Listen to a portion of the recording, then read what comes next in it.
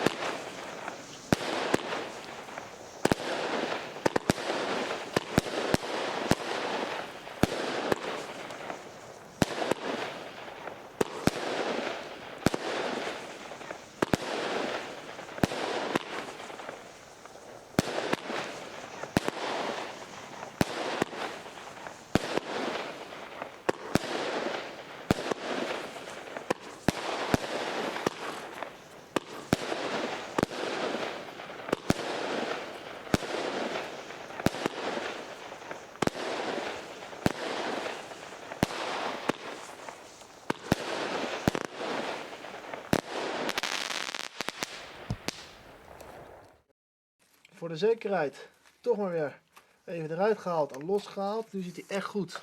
Zie je aan die snelland vast, dat hij echt goed